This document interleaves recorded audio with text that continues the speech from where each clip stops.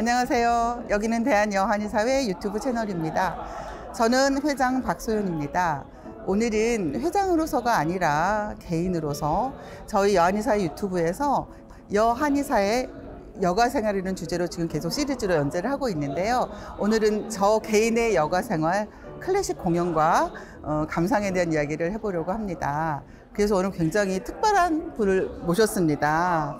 우리나라에서 클래식 음악 평론가로서 가장 최정상에 계시고 굉장히 20년 이상을 활동을 하시는 분이신데요. 현재는 카톨릭 평화방송 CPBC에서 오전 10시부터 12시까지 장일범의 유쾌한 클래식을 진행하고 계시는 장일범 선생님 모셨습니다. 안녕하세요. 반갑습니다. 평소에 되게 사석에서 편안하게 말씀 나누다가 이렇게 그렇죠. 약간 포멀하게 카메라 앞에 나란히 서니까 되게 감회가 새롭고 특별한 감정으로 저는 막 지금 업되어 있거든요. 저도 기분이 굉장히 좋네요. 오늘 정말 귀한 시간 어렵게 내주셨는데 네네. 즐거운 말씀 같이 나눠보도록 하겠습니다. 좋습니다. 네네네. 네.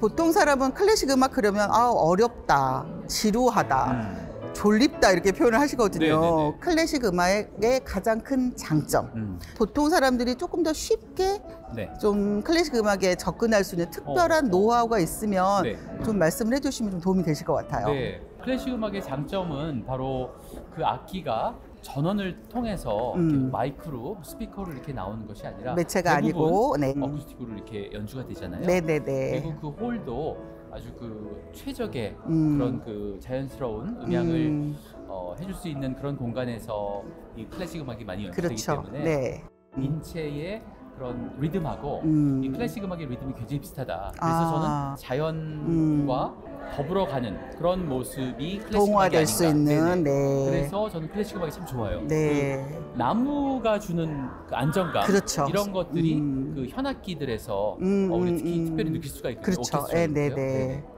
그러면 이제 보통 클래식 음악 하면 자기의 인생곡이 있어요. 선생님도 물론 있으실 것 같은데. 러시아 민요 중에 크라스니 사라판이라고 붉은 사라판, 이게 뭐냐면 엄마 붉은 사라판 지금 지어주지 마세요. 왜냐하면 엄마는 이 딸이 결혼하니까 그거 만들어줘가지고 보내려고 하는데 이 러시아는 워낙에 땅덩어리도 넓고 한번 시집 가면은 평생 다시 만나기가 어려워요. 근데 그거를 이제 음반으로만 들었다가 제가 세종문화회관에서 그 합창단 거를 2층인가에서 3층인가에서 들었는데 너무 아름다워가지고 감동했던 적이 있어요. 그럼 88년도부터 인생곡이신 거네. 그렇죠. 네. 또 이제 제가 그 학교 다닐 때 러시아 민요 중창단을 했어요. 테트리스에 나오는 음악들을 우리가 노래했거든요. 거기 나오는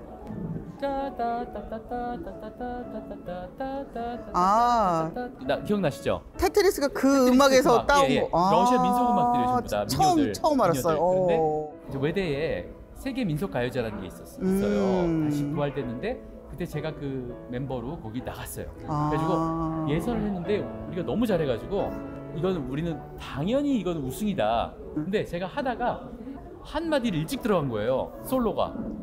아예 노래가 중단됐어요, 중간에. 그때 다시 할 걸. 그대로 다시 했으면 우승을 했을 텐데 다시 안 하고 그냥 그대로 했더니 금상 탔어요. 그래서 너무 아쉬워요. 실수했는데도. 근데 약간 본인한테는 좀 흑역사일 수 있는데 완전. 그런데 그게 또 인생곡으로 등극을 하셨네요. 그죠? 네, 옛날부터 제가 너무 좋아하는 곡이었기 때문에 제가 솔로로 많이 부르던 곡이었는데 그리고 선생님은 되게 특별히 오페라 더 굉장히 많이 좋아하시는데 오페라 곡에서 선생님은 가장 인생곡이라고 할 수 있는 오페라가 있으신지. 제일 좋아하는 오페라가 차이콥스키의 스페이드의 여왕, 삐꺼봐야 다마라는 작품인데 이 작품은 제가 러시아에 있을 때 많이 봤거든요. 근데 한국에 와서 더 좋아졌고 게르만의 노래들, 마리톤 아리아, 당신을 사랑하고 막 그 여성에 대한 그 사랑을 고백하는 노래들인데 너무 절절하고 마음에 와닿고 그래서 이 오페라를 가장 사랑하고 이 다이나믹과 이 뜨거움과 이 열정과 사랑이 모두 담겨있는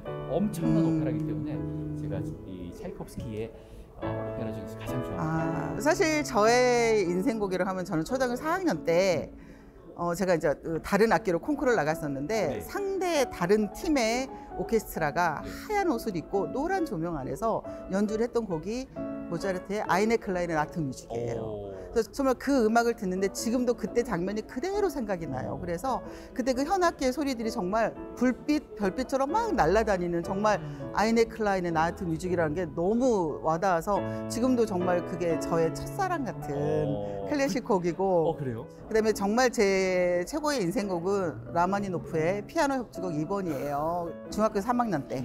이거를 전공을 계속 해야 되나 말아야 되나 굉장히 중요한 기로에 섰었던 시간들이 있었어요. 근데 제가 아마 그 곡을 아마 수십 번, 좀 과장되게 수백 번을 계속 들으면서 나는 아무리 노력을 해도 이 곡을 이 연주자처럼 훌륭하게 연주해낼 자신이 없다.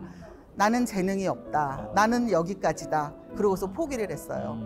근데 사실 제가 제일 좋아하는 클래식 음악인데 제가 클래식 음악을 포기하게 된 아이러니한 곡이죠. 그래서 저는 그게 사실 제 인생곡이어서 지금도 그 곡이 레파토리로 연주되는 공연은 거의 좀 찾아다녀서 그 곡을 잘 연주하면 이제 제가 그분을 좋아하게 되는 거고, 그 연주가 기대 못 미치면 탈락. 그분은 아웃. 이렇게 되는 어떤 기준점이 되는 제 인생곡이 되었습니다. 자, 이제 저희 여한이 사회 유튜브에 나오셨으니까 한의학 이야기도 잠깐 해야 되겠죠. 좋아요. 네. 쌤, 한의학 좋아합니다. 네, 한방치료 많이 받아보셨죠? 그럼요. 저는 이제 어깨가 뭉치거나 또 이렇게 뭐 아플 때 이렇게 침 맞고 부항도 하고.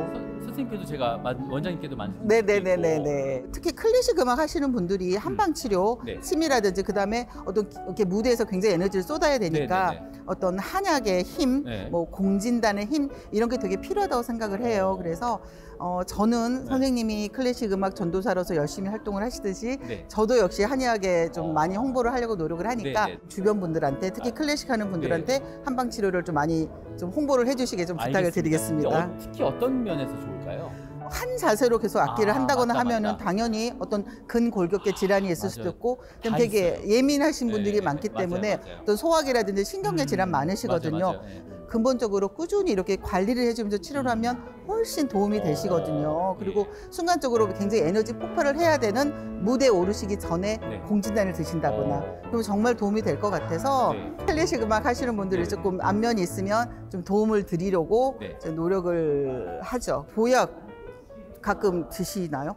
그 녹용 있잖아요. 네네. 이상하게 녹용만 먹으면 저는 막 살이 막 10kg씩 찌는 것 같아요. 기본적으로 녹용은 어떤 살을 찌게 하는 약이 아니고 기운을 돋는 약이거든요. 녹용을 자체가 살이 찌는 게 아니라 녹용약을 먹어서 부차적으로 소화기능, 어떤 흡수 기능이 좋아져서 그 식욕을 자제를 못하기 때문에 살이 찌는 거기 때문에 그래서 혹시 이런 보약을 드시고 살이 쪘다 하시는 분들은 처방을 하실 때 직접적으로 살이 찌는 약은 좀 빼달라라고 말씀을 하시거나 아니면 평소보다 더 많이 드시게 되니까 녹용 보약을 먹고 나서 기운이 나시면 그 이상으로 이렇게 에너지를 좋은 쪽에 쓰시면 그럴 일은 없다고. 알겠습니다. 네, 그래서 이제서야 알게 되다니 참 한탄스럽군요. 공진단 좋아하신다 그러셨는데 공진단의 가장 중요한 역할을 하는 게 녹용이에요. 몰랐어요. 그러니까 어디 가서 녹용 먹고 살쪘다 이런 말씀하시면 절대 안 됩니다. 알겠습니다. 이 클래식 음악과 한의학이 자연을 흐른다는 거, 그다음에 사람들로 하여금 힐링과 치유를 준다는 점에서 중요하게 일맥상통을 하는 것 같습니다. 저는 클래식으로 힐링을 받고 이 클래식 하시는 선생님은 한의학으로 도움을 받으시고 서로 윈윈하는 관계가 오래오래 잘 지속되었으면 합니다. 윈윈. 굉장히 모시기 힘든 우리나라 최고의 음악평론가 장일범 선생님 귀한 시간 내주셔서 너무 감사드리고요. 언제든지 또 나오겠습니다. 다음을 기약하면서 오늘은 이것으로 마치겠습니다. 여러분 대단히 감사합니다.